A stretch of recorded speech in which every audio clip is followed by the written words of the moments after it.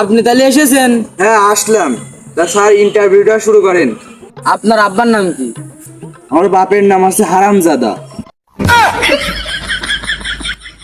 হারামজাদা মানে বুঝলাম না, কথাটা একটু বুঝিয়ে বলেন। ব্যাপারটা ওইটা না, ব্যাপারটা হচ্ছে আমার মা ছোটকালেতে আমি শুনে আসছি আমার বাপে শুধু হারামজাদা হয়।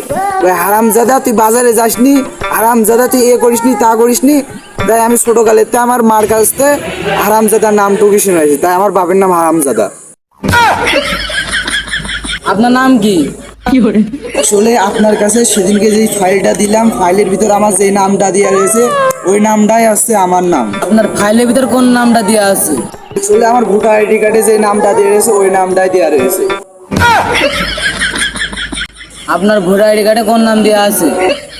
আসলে আমার বাপ মা যে নামেটাকে এই নামই দেওয়া রয়েছে ভোটার আইডি কার্ডে। আপনার বাপ মা আপনার কোন নামে ডাকে? নাম হচ্ছে মসজিদে হুজুরি যে নামটা রাখিল ওই নামটাই। হুজুর কোন নাম রাখলো আপনার? আসলে ফাইলের ভিতরে যে নামটা দিয়ে রয়েছে ওই নামটাই রাখিল। ফাইলের ভিতর কোন নামটা দেওয়া আছে? আসলে ফাইলের ভিতরে যে নামটা দিয়ে রয়েছে ওই নামটা আছে মোহাম্মদ পেয়াসউদ্দিন। আমার নাম আছে মোহাম্মদ পেয়াসউদ্দিন। আসলে এই কথাটা তো পেশায় গুছাই কর দরকার কি ছিল? আসলে একটা কথা কি, আমার নাম আছে পেয়াসউদ্দিন, আমি পেশাই গুছাই কব না, তো আপনারা বলবেন নাকি? আপনার রেজাল্টের যে অবস্থা আমার দেখে মনে হচ্ছে আপনি 3বার ম্যাট্রিক ফেল করেছেন না, আর একবার টেনে টুনে পাশ করেছেন। জি স্যার আপনি ঠিকই বলেছেন।